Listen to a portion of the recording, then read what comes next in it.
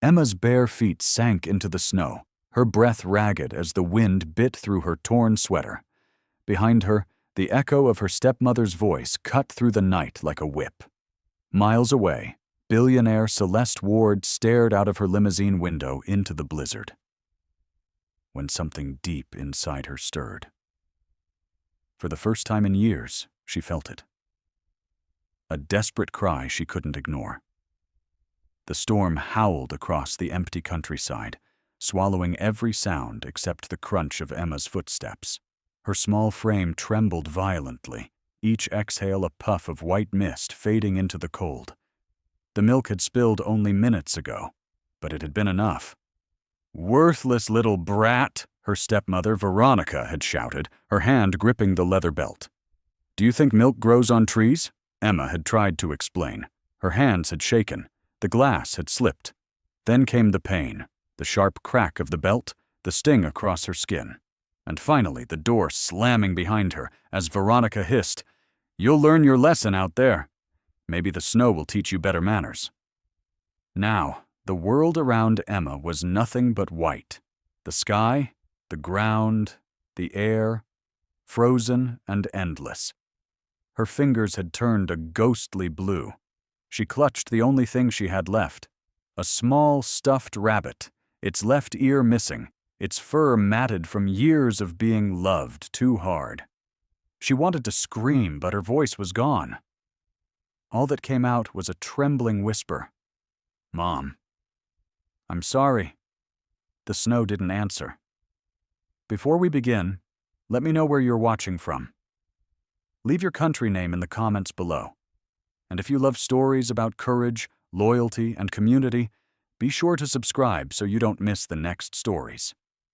Across town, in a world of glass and light, Celeste Ward adjusted the collar of her designer coat.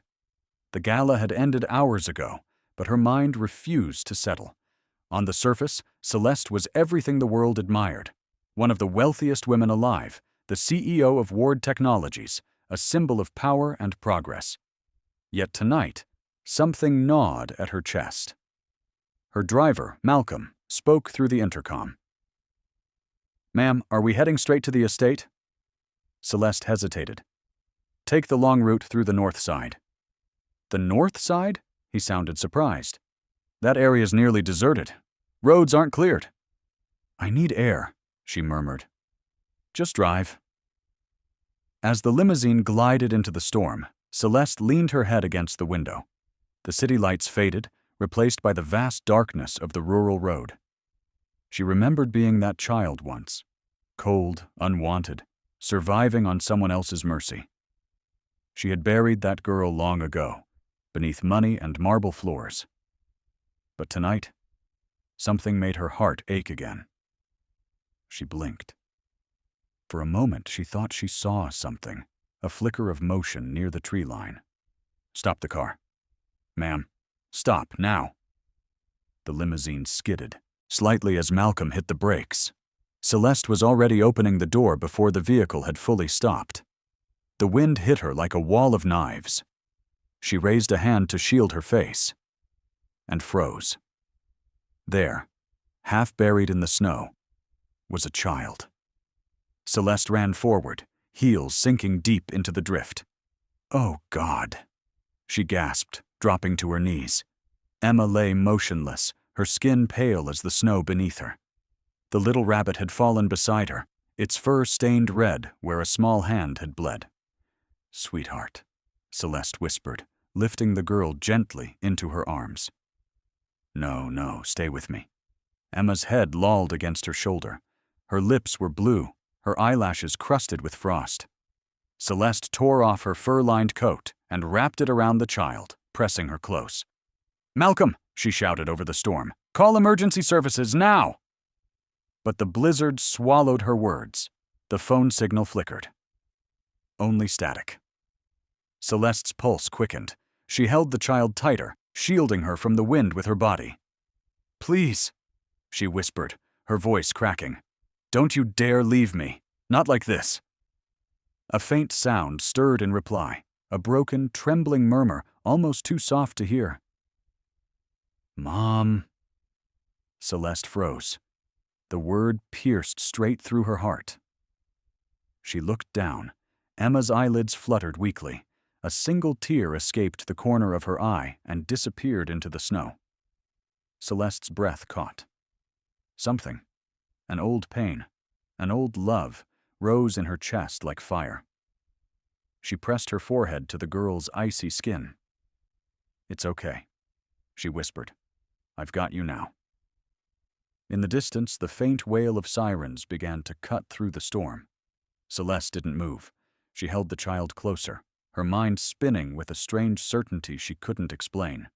This wasn't chance. This was something else. Something meant to happen. As the ambulance lights flashed across the white landscape, Celeste glanced back once. The little stuffed rabbit still lay in the snow, half buried, its one ear sticking up like a tiny flag against the blizzard. A symbol of pain. And the fragile beginning of a miracle neither of them yet understood. The fluorescent lights of St. Mary's Hospital hummed softly, a stark contrast to the howling blizzard outside. Celeste sat motionless in the waiting room, her hand still trembling from the cold. Her coat, now damp and heavy with melting snow, lay forgotten beside her. All she could see, in the back of her mind, was the little girl's face. Pale. Still. Too quiet. A nurse approached, her voice low but urgent. "Ms. Ward, they're stabilizing her now. Hypothermia, mild frostbite on her hands and feet, several old bruises, but she's breathing." Celeste exhaled shakily. For the first time in hours, her lungs remembered how to work. "Can I see her?" The nurse hesitated. "She's resting, but yes, just a few minutes." Celeste followed her, down the corridor. The white walls gleamed under sterile light. Each step echoed like a heartbeat. When the nurse opened the door, Celeste froze. Emma lay on the hospital bed, wrapped in layers of blankets. Her skin was still pale, but there was color returning to her cheeks. The small rabbit, rescued from the snow, sat neatly on the bedside table, cleaned and dry. Someone had stitched its torn ear with pink thread. Celeste moved closer. "Hey there," she whispered, her voice softer than she intended. "You gave everyone quite a scare." Emma's eyelids fluttered, then slowly opened. Her eyes, pale blue like morning ice, met Celeste's. She didn't speak, but her gaze held a quiet confusion, a fragile question. "You're safe now," Celeste continued, pulling a chair closer. "You're at the hospital. Do you remember what happened?" Emma blinked once, twice, then shook her head slightly. "That's okay. You don't have to talk," Celeste murmured. The girl turned her head towards the rabbit, reaching out weakly. Her small fingers brushed its fur. "You found him," she whispered. Celeste smiled faintly. "I couldn't leave him behind." A silence settled between them, gentle, heavy, alive. Outside, snow still pressed against the window, but the storm had softened into a quiet drift. Then a police officer stepped into the room. His presence was polite but firm. "Miss Ward," he said, "we need to ask a few questions about the child." Celeste straightened, her protective instinct flaring instantly. "She's barely conscious. Whatever you need can wait." The officer nodded. "Understood. But we do need some information. There's no record of her parents at this hospital, and no one's reported her missing." Celeste frowned. "No one?" He shook his head. "We'll keep looking. For now, Child Services will take custody until we identify her guardians." Emma's small hand tensed around the rabbit. Her lips moved soundlessly, eyes wide with panic. Celeste leaned closer. "It's okay, sweetheart. You're safe, I promise." The officer gave her a sympathetic look and left quietly. When the door closed, Emma whispered, "Please don't let them take me back." The words hit Celeste like a blade. "Back?" she asked softly. "To who, Emma?" The girl's eyes glistened. "She'll hurt me again." Celeste didn't ask more. She didn't need to. The bruises told their own story. Hours passed. Celeste remained by the bedside long after visiting hours ended. She watched Emma sleep, listened to the rhythm of the heart monitor, and felt something unfamiliar blooming in her chest. A tenderness she hadn't felt since before the world taught her to build walls out of money and power. She thought of the mansion she would return to, a place full of art, glass, and silence.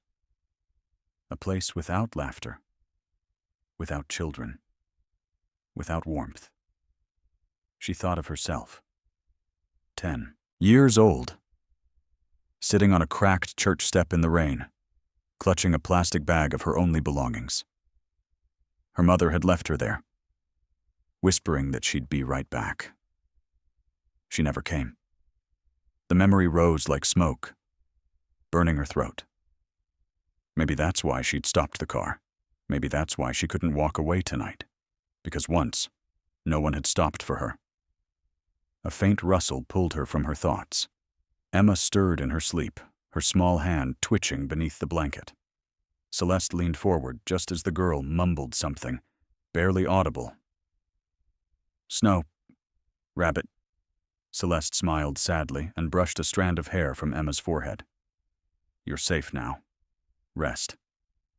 But then Emma's voice changed, fainter, trembling, almost like she was speaking to someone unseen. Mom said, "Light finds you when it's dark." Celeste's breath caught. Light finds you when it's dark.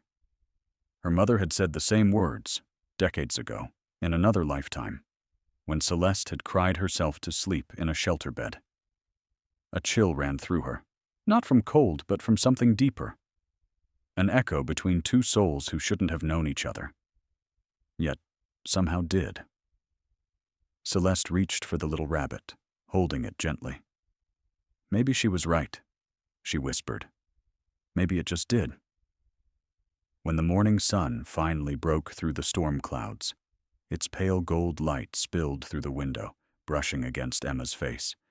She opened her eyes slowly and smiled, just a little. Celeste smiled back. "Morning, kiddo. Are you still here?" Emma asked, her voice fragile but curious. "I said I'd stay, didn't I?" Emma's eyes softened. People always say that. Then they don't. Celeste hesitated. Then, with a quiet determination, she said, "I'm not like most people." The girl studied her face for a long moment, as if testing that truth. Then she whispered, "Thank you." Celeste brushed a tear from the corner of the child's eye. "Don't thank me yet," she murmured. "We've got a lot to fix." Outside, the sky was clear for the first time in days. The snow sparkled like glass, and the city below seemed washed clean. Celeste turned toward the light, her reflection mingling with the child's in the window. Two souls, one broken by the past, one scarred by cruelty, now tethered by a single act of chance, or perhaps something greater. And as the morning sun rose higher, a single ray of light glinted across the little rabbit's stitched ear, glowing faintly, like a promise. 3 days later, the snow outside had melted into slush, but inside St. Mary's Hospital, everything still felt suspended in time. Celeste stood near the window, phone pressed to her ear, her voice low but tense. "No," she said firmly. "You tell Child Services I'm not releasing her into foster care until we know who the guardian is, and I want a full background check on the stepmother." Her lawyer sighed on the other end. "Celeste, this isn't one of your board meetings. You can't just take charge of a child because your heart says so." "My heart?" Celeste's tone sharpened. "I found her half dead in the snow. I'm not handing her back to whoever did that." There was a pause, then a resigned voice. "I'll see what I can do." Celeste ended the call, sliding the phone back into her coat pocket. Her reflection stared back from the window, poised, immaculate, powerful. But her eyes told another story. Exhaustion, fear, and something dangerously close to love. Behind her, the sound of soft humming floated through the room. Emma sat cross-legged on her bed, coloring in a hospital-issued notebook. She hummed tunelessly, but the sound filled the sterile room with warmth. Celeste turned. "That's pretty," she said, approaching. Emma smiled shyly. "It's a song my mom used to sing. She said it keeps the monsters away." Celeste sat beside the bed. "Did it work?" Emma thought for a moment, then nodded, until she left. The simple honesty in that answer nearly broke Celeste's composure. She cleared her throat, forcing her voice to stay steady. "Do you remember where she went?" Emma's eyes flickered downward. "He said she went to heaven."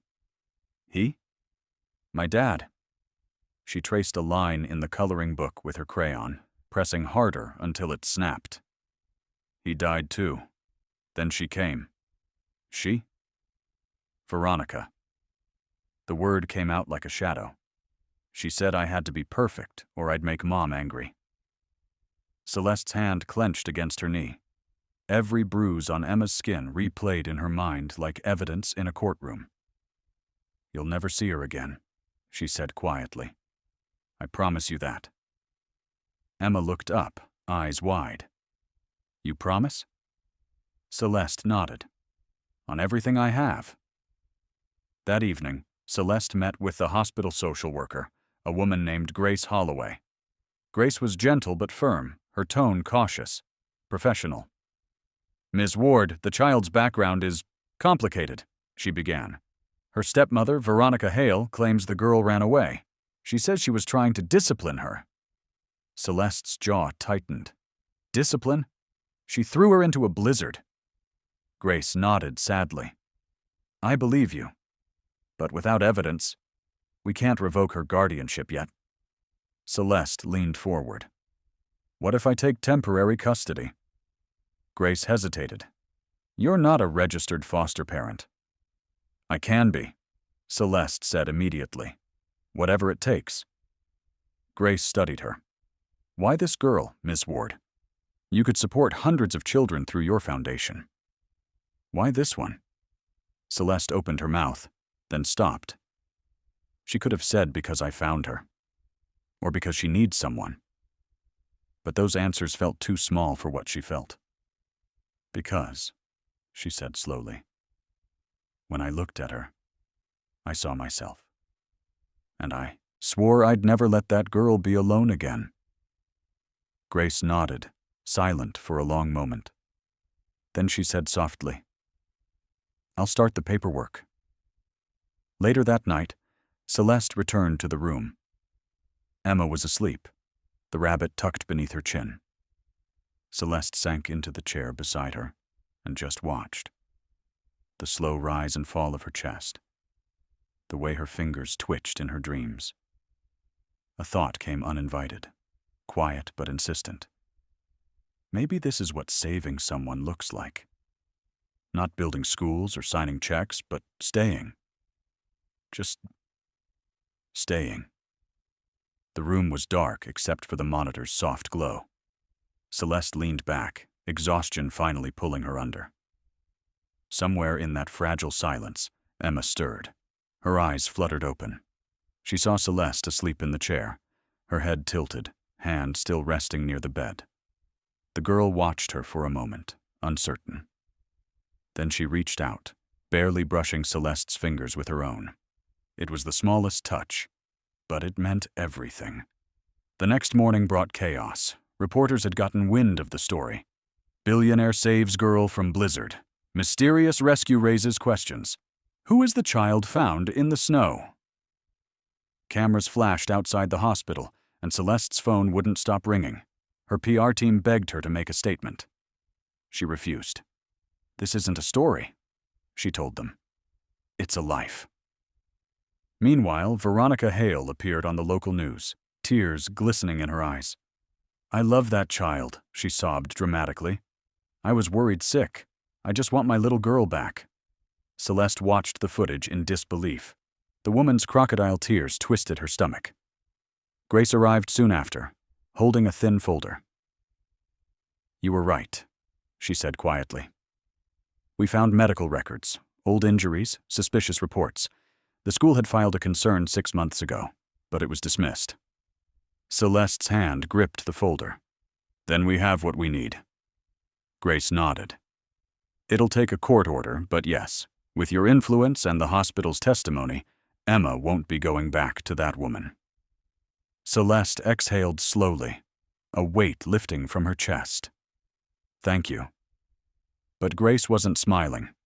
"Just be sure, Celeste. Taking her in won't be easy. She's been through trauma. So have you. Healing her might mean reopening your own wounds." Celeste looked through the glass at the small figure sleeping in the hospital bed. "Then I'll bleed if I have to," she whispered. "But I won't let her break." That night, as the blizzard finally cleared for good, Celeste sat beside Emma's bed again. The girl stirred awake, blinking at her. "Are we going home now?" she asked sleepily. Celeste hesitated, then smiled. "Yeah," she said softly. "We're going home." Emma's eyes brightened. "Yours or mine?" Celeste brushed a strand of hair from her face. "Ours." The child smiled faintly, eyes closing again. Outside, dawn broke over the snow, gold and pink and full of quiet promise. And for the first time in years, Celeste Ward felt something she thought she'd lost forever. Home. The black limousine rolled up the long, winding driveway that cut through acres of frost-dusted pine trees. At its end stood a mansion of glass and steel, sleek, magnificent, and lifeless. To the world, it was a symbol of success. To Celeste, it had always been a monument to loneliness. Inside the car, Emma's wide blue eyes pressed to the window, following the golden lights flickering along the massive structure. "Is that your house?" she whispered. Celeste smiled faintly. "Our house, remember?" Emma turned, uncertain. "It looks like a castle," she said softly. "But colder." Celeste's smile faltered. The girl wasn't wrong. When the car stopped, Malcolm hurried to open the door, offering his hand. Emma hesitated, clutching her stuffed rabbit tightly. Celeste stepped out first, then extended her own hand, not as a billionaire, but as something else entirely. "Come on, sweetheart," she said gently. "Let's go inside." Emma slipped her tiny hand into Celeste's gloved one. Her fingers were still cold, but her grip was steady. The front doors opened into a world of marble floors, silver railings, and high ceilings that swallowed sound. A towering chandelier glittered like frozen rain. To Celeste's eyes, it had always been beautiful. Now, with a small child beside her, it looked empty. Emma's shoes squeaked softly as she stepped forward. "It's so big," she whispered. "Where do you sleep?" Celeste pointed upward. "Up there. But you can sleep anywhere you like." Emma hugged her rabbit tighter. "I don't need much room." Celeste's heart squeezed. "You'll have your own room," she said. "With a bed, and toys, and a nightlight if you want one." Emma looked up in disbelief. "A nightlight?" Celeste nodded. "To keep the monsters away." That earned her a smile, the first genuine one she'd seen. Hours later, after the house staff quietly retreated, Celeste led Emma upstairs to a guest room that hadn't been used in years. It was elegant, but sterile, its pale walls lined with art instead of warmth. Celeste frowned, realizing too late that beauty didn't mean comfort. "Do you like it?" she asked carefully. Emma looked around. "It's pretty," she said politely. Then, after a pause, "But it's too quiet." Celeste tilted her head. "Too quiet?" Emma nodded. "At night, quiet makes the bad memories loud." The words hit Celeste like a punch. She crossed to the window, drawing the heavy curtains. "Then we'll make it less quiet," she said. She crossed to a smart speaker and said, "Play Lullaby Playlist." Soft piano music filled the room. The change was immediate. The silence melted into something tender, something alive. Emma smiled faintly. That's better. Celeste sat on the edge of the bed. Would you like me to stay until you fall asleep? Emma hesitated. You're not busy? Celeste almost laughed, a sharp, broken sound that turned into something gentler. I'm exactly where I need to be. Emma climbed into bed, still holding her rabbit. Her eyes flicked toward Celeste. You smell like roses, she murmured sleepily. My mom used to smell like that. Celeste froze.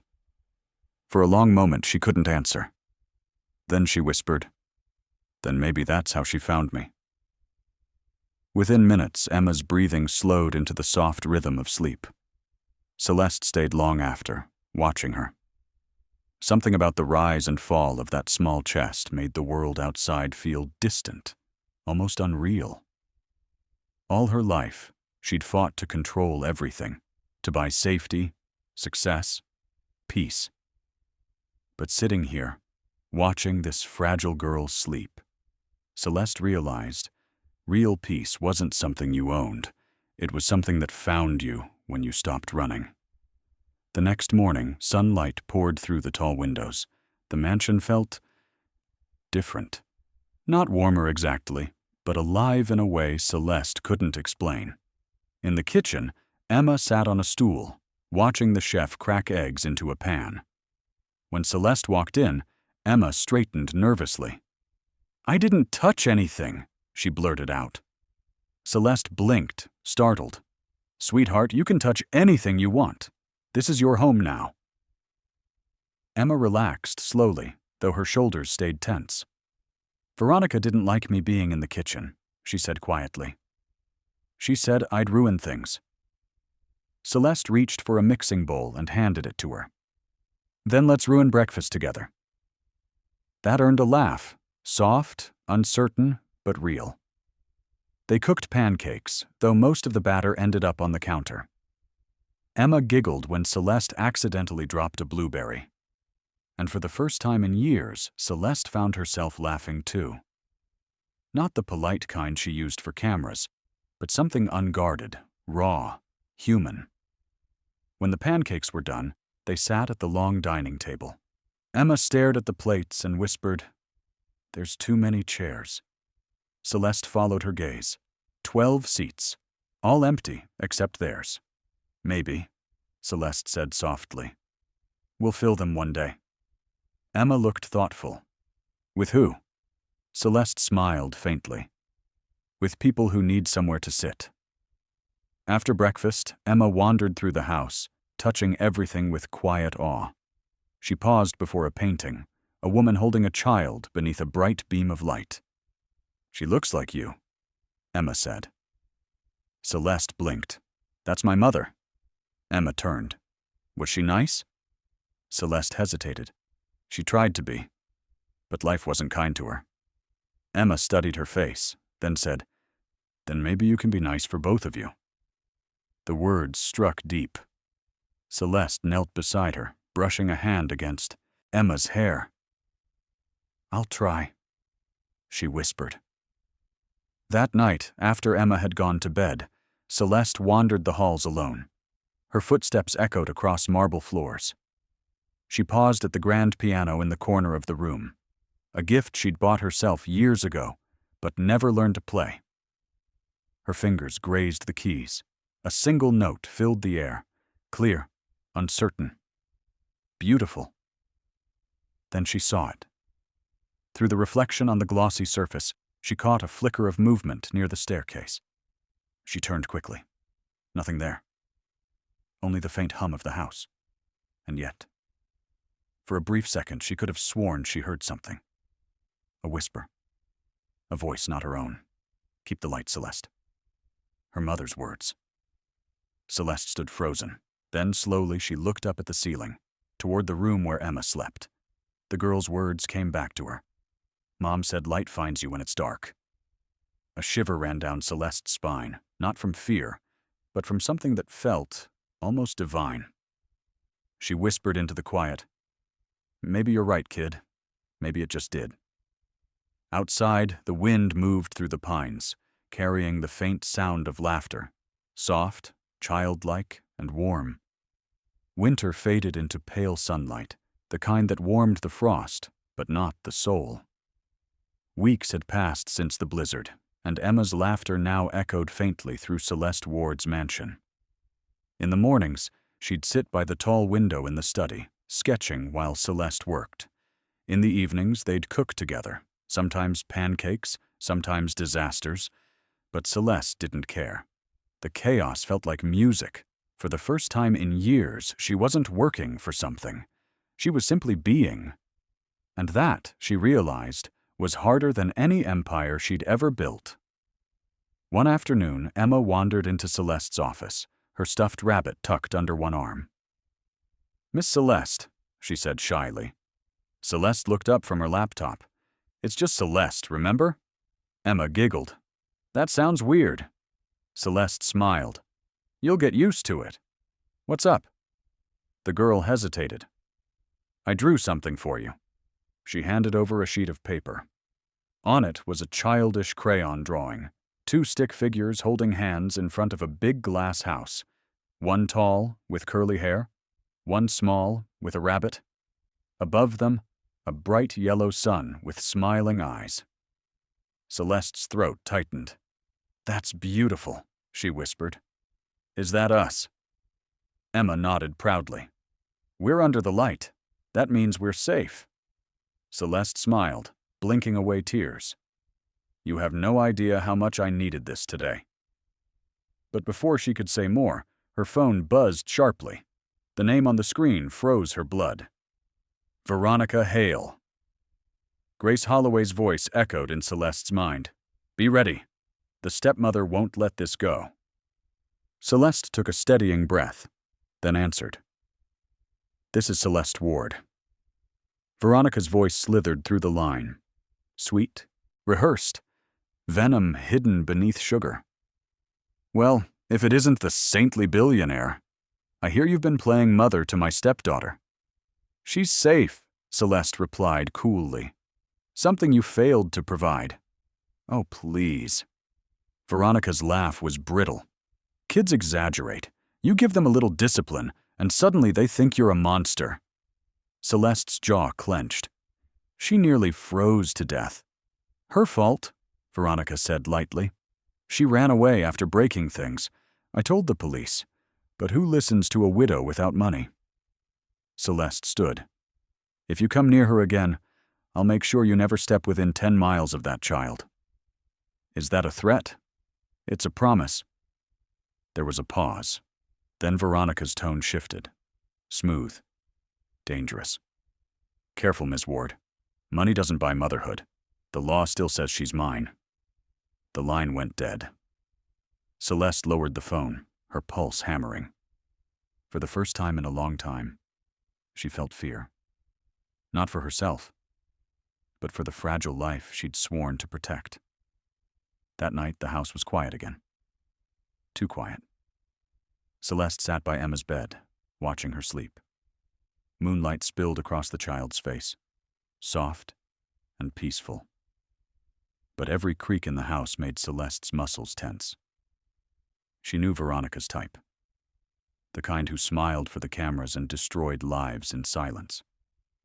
She wouldn't let her near Emma again. Not ever. Still, as she watched the girl's chest rise and fall, Celeste couldn't shake a deeper truth. She wasn't just fighting for Emma. She was fighting for herself, for the small, scared child she used to be, the one no one came back for. Her reflection in the window seemed to whisper, "Don't fail her like they failed you." The next morning brought rain instead of snow. Celeste was in the kitchen pouring coffee when Malcolm entered, his expression grim. "There's a woman outside the gate," he said. "Says she's Emma's guardian. She's brought the police." Celeste's heart sank. "She's here." Malcolm nodded. "She's waving court papers." Celeste set the mug down carefully. "Keep Emma upstairs. Don't let her see anything." Then she walked out to the front drive, her heels clicking like thunder. Veronica stood beyond the wrought iron gate, perfectly dressed, her blonde hair sleek under a designer umbrella. 2 uniformed officers flanked her, holding clipboards. "Ms. Ward," one officer began politely, "Mrs. Hale has presented temporary custody documentation. We're required to confirm the child's welfare." Celeste's voice was calm but cold. "You'll find her file incomplete. She's under Child Services protection pending investigation." Veronica smiled thinly. "You're not her mother. You're a headline." Celeste stepped closer, her gaze cutting like steel. "And you're an abuser, hiding behind paperwork." For a long moment, silence reigned. The rain tapping against the metal gate. The air heavy with unspoken war. Then Celeste said quietly, "You can stand out here and play the victim, or you can walk away before I make sure every news station in the country knows what you did to that child." Veronica's face twisted, but she said nothing. The officers exchanged uncertain looks. Finally, one cleared his throat. "Mrs. Hale, until the investigation concludes, you have no legal claim. I'm afraid we can't compel entry." Veronica's eyes flared with fury. "This isn't over." Celeste smiled coldly. "You're right. It's just beginning." The gate closed with a metallic slam, leaving Veronica shouting into the rain. Hours later, Celeste sat on the floor of Emma's room, her back against the wall, heart still racing. Emma peeked out from behind her bed, clutching her rabbit. Was that her? Celeste looked up, startled. She hadn't realized the girl had heard. "Yeah," Celeste admitted softly. "But she's not coming in." Emma bit her lip. She always says she wins. Celeste reached out her hand. "Not this time." The girl hesitated, then crawled into her arms. For a moment, neither spoke. Then Emma whispered, "If she comes back, can we run away?" Celeste tightened her hold. "No," she said firmly. "We don't run anymore. We fight." Emma looked up at her, confused. "But I'm small." Celeste smiled faintly. "Then I'll be big enough for both of us." That night, when the storm finally cleared, Celeste stood by the window once more. The mansion was quiet again, but not empty. Upstairs, she could hear Emma's soft breathing through the monitor. A steady rhythm, a reminder of what she was protecting. Outside, the rain glistened on the pines, each drop catching the light from the house like tiny stars. Celeste whispered to herself, "You're safe now, baby girl. No one's taking you back into the dark." But just as she turned to leave, she noticed something.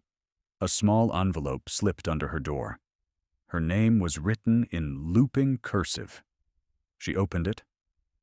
Inside was a single photo, a blurry picture of Emma, taken from a distance, and beneath it, a handwritten note, "You can't keep what isn't yours." Celeste's blood ran cold. Outside, lightning cracked the sky, brief, blinding, and full of warning. The storm wasn't over. It had only begun. The next few days passed like the silence before an earthquake, still on the surface, but trembling underneath. Celeste tightened security around the estate. Gates were reinforced, cameras installed, guards discreetly stationed. She told the staff it was for privacy, but everyone could feel it. The unspoken tension that haunted the halls. Emma, sensitive as only children can be, felt it most. "Why does everyone whisper?" she asked one morning over breakfast, her small fingers picking at her toast. Celeste looked up from her phone, forcing a calm smile. "They're just being careful, sweetheart. Sometimes grown-ups forget how loud their worries sound." Emma frowned. "Is it about the lady?" Celeste froze, her coffee halfway to her lips. "What lady?" "The one who watches from the road." The mug slipped from Celeste's hand and shattered on the marble floor. That afternoon, Celeste reviewed the gate footage herself, frame by frame. At 3:12 p.m., a silver sedan slowed by the property fence. A woman's silhouette, tall, poised, blonde. The license plate was obscured by mud. Celeste's stomach turned. Veronica. She forwarded the footage to her lawyer with one line. "She's stalking us." Her lawyer's reply came within minutes. "Then we'll make sure the court sees this." But Celeste knew it wasn't just about court anymore. It was personal now. And she was done letting fear dictate her life. That night, Emma had another nightmare. Celeste woke to the sound of muffled crying down the hall. She rushed to the child's room, heart pounding. Emma sat up in bed, trembling, eyes wide with terror. "She was here," Emma gasped. "She was at the window." She smiled. Celeste hurried to the window. It was closed, the curtains still swaying. Outside, the garden lay quiet under the moonlight. But something was off. One of the flower beds near the glass looked trampled. Celeste pulled the curtains shut and held Emma close. "She can't come inside," she whispered. "I promise." Emma sobbed into her chest. "She says you'll leave me too, like everyone." Celeste's heart cracked open. "No, baby, I'm not everyone." She stayed with her until dawn, watching the first light spill across the carpet. It wasn't just Emma who'd been shaken. Celeste's own nightmares were creeping back. Echoes from another lifetime she'd buried under ambition and money. She remembered her father's fists, the locked doors, the cold nights waiting for someone who never came. And now, sitting in the half-light, she realized saving Emma wasn't charity. It was redemption. By midweek, things grew worse. The media frenzy reignited. Headlines screamed about custody battles, hidden motives, scandal behind the rescue. Veronica had hired a PR firm, painting herself as the grieving stepmother, unjustly vilified by a lonely billionaire seeking sympathy. Celeste's board began to worry. Her advisors begged her to settle quietly. "She's hurting your image," one of them warned. "Step back before it destroys your reputation." Celeste stared him down. "If a child's life costs me my reputation, then it was never worth having." She hung up before he could reply. That evening, Grace Holloway visited with new documents. "We've secured a restraining order," Grace said. "But be cautious. Veronica's volatile." Celeste exhaled. "I don't care about me. Just keep Emma safe." Grace studied her. "You're burning yourself out, Celeste. You can't pour from an empty cup." Celeste gave a faint, humorless smile. "Then I'll break the cup and keep pouring anyway." Grace touched her shoulder gently. "You're not her savior. You're her example. She needs you to live, not just fight." The words lingered long after Grace left. That night, thunder rolled across the horizon again. Another storm approaching. Celeste checked the locks twice, then retreated to her study. She poured a glass of wine and tried to focus on work, but the wind rattled the windows. Then came a faint noise. A tap. Soft, deliberate. Her head snapped up. Tap, tap, tap. It came from the hallway. She rose slowly, her heartbeat deafening in her ears. The house was dark except for the faint golden light spilling from her study. "Malcolm," she called softly. No answer. She stepped into the hall and froze. A shadow flickered at the far end near the glass doors leading to the garden. Someone was standing outside, half hidden by rain. Celeste moved closer, adrenaline flooding her veins. The figure stepped forward just enough for her to see the face. Veronica. Smiling. And then, gone. Celeste ran to the door, yanking it open, rain slapping her skin. The garden was empty except for muddy footprints leading to the fence. In the distance, a car engine roared and faded away. She sank to her knees in the rain, shaking. It wasn't fear this time. It was rage. By morning, she'd made her decision. No more hiding. No more reacting. She called her lawyer. "File for full guardianship," she said. "Permanently." "It'll be a war," he warned. "Then let's fight it," Celeste replied. "I'm done waiting for monsters to go away. When she hung up, Emma appeared in the doorway, still in pajamas. "Are we okay?" the girl asked softly. Celeste smiled through her exhaustion. "We will be." Emma walked over and placed her tiny hand on Celeste's heart. "Then I'll believe you." That touch, small, warm, full of unbroken faith, reminded Celeste what she was fighting for. That night, the storm came in full fury. Rain pounded the windows, and wind howled like voices from the past. Celeste tucked Emma into bed and stayed by her side again. Around midnight, lightning flashed, and Celeste caught sight of something on the window pane. A smudge. No, a fingerprint. Her pulse spiked. She turned on the light, went to the window, and froze. Outside, stuck to the glass, was another photograph. It showed Celeste herself this time, standing by the window the previous night. Written across the bottom, in the same looping handwriting, "You can't protect her forever." Celeste's hand trembled as she peeled it away. The storm roared around her, but inside her chest, another storm began. One built of fury, fear, and fierce maternal love. She turned toward Emma's sleeping form and whispered into the dark, voice shaking but sure. "You don't know who I am, Veronica, but you're about to." Lightning flashed again, painting the room white, and in that flicker of light, Celeste Ward's eyes no longer held fear, only fire. The storm didn't let up for days. It seemed to feed on the tension inside the mansion. Lightning mirrored the chaos within Celeste Ward's heart.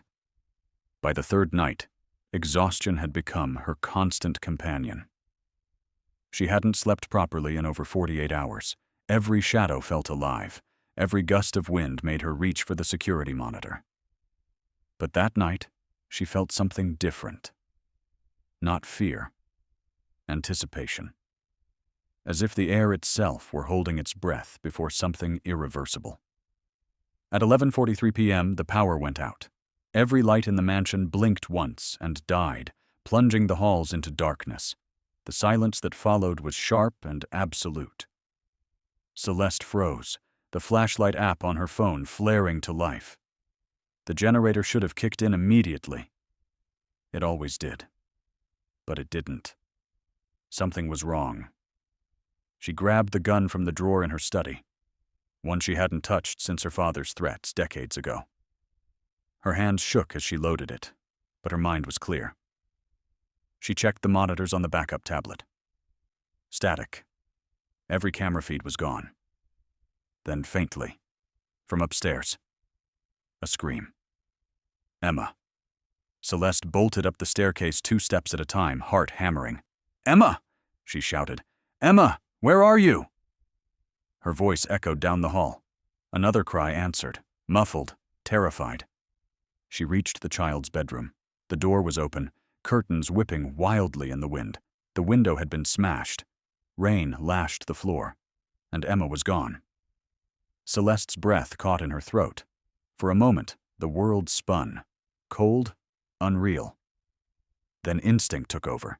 She ran to the back of the house, scanning for footprints in the mud. Headlights flashed near the side gate. A car. Engine running. Celeste sprinted.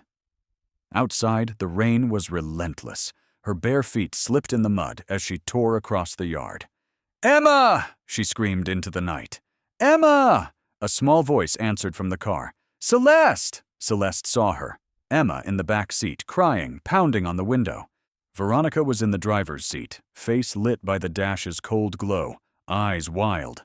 "Let her go!" Celeste shouted. Veronica's smile was twisted.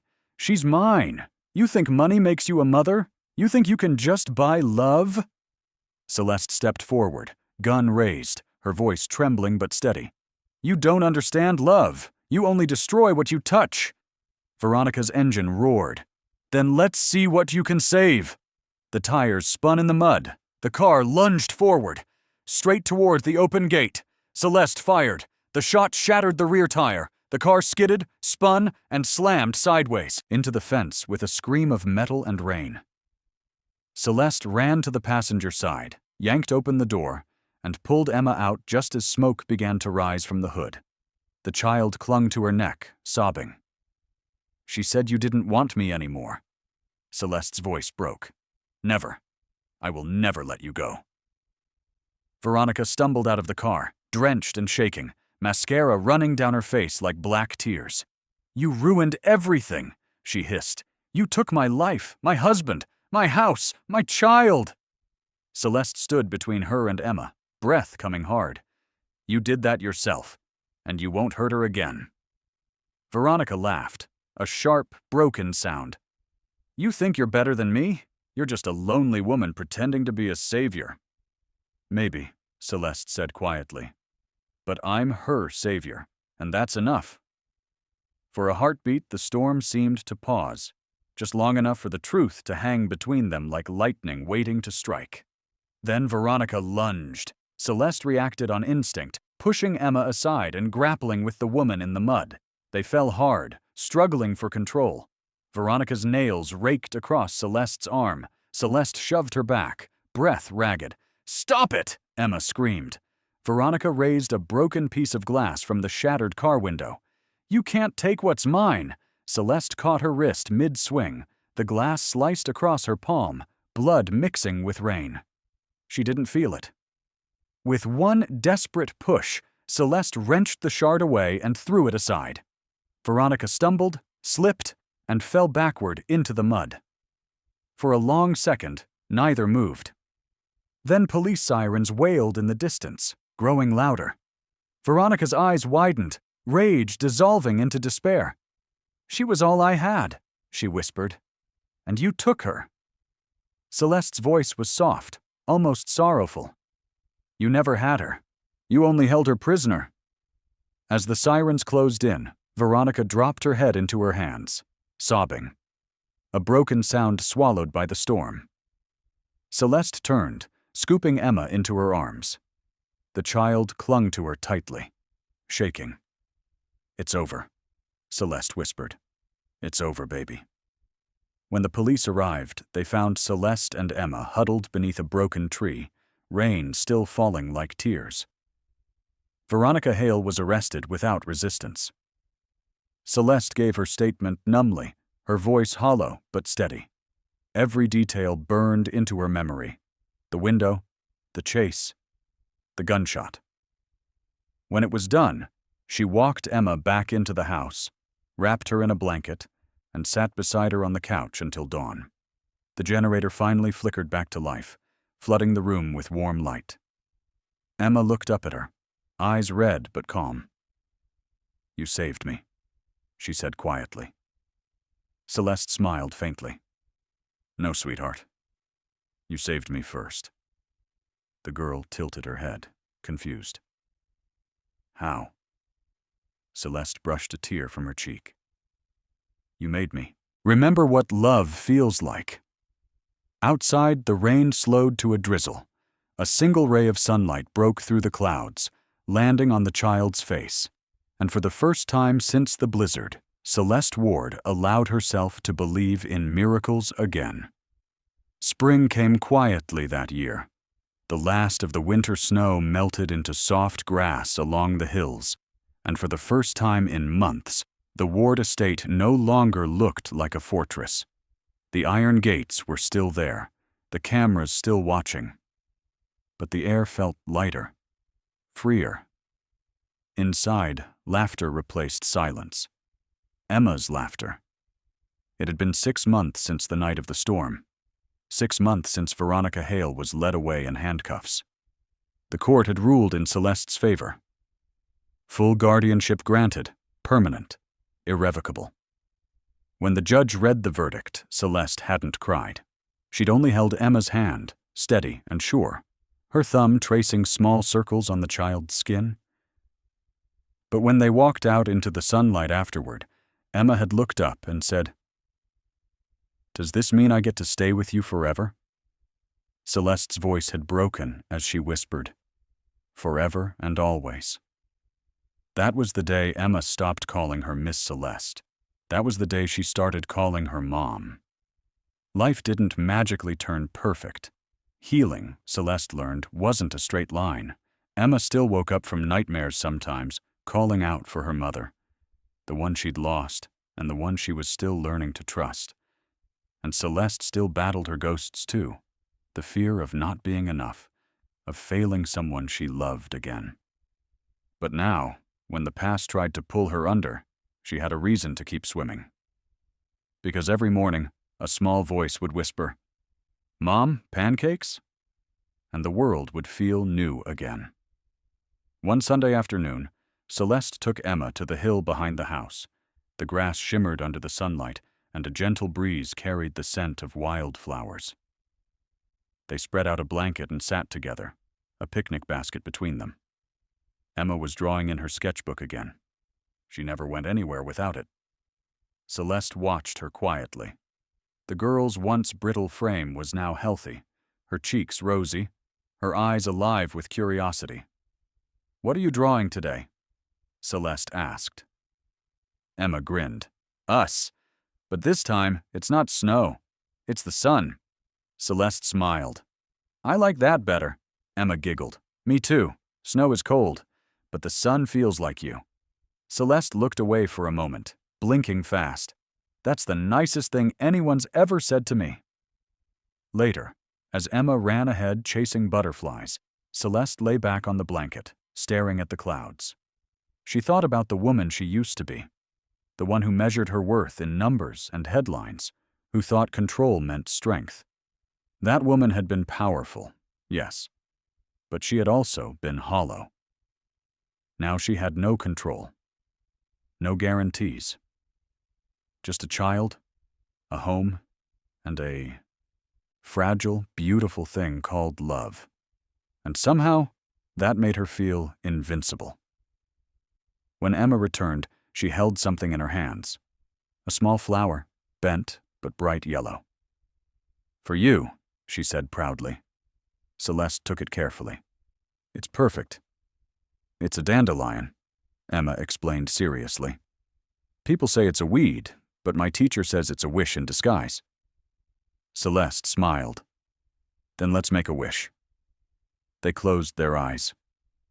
For a moment, there was only the whisper of wind and the sound of hope. When they opened them again, Emma asked, "What did you wish for?" Celeste brushed a strand of hair from her face. "Nothing. I already have it."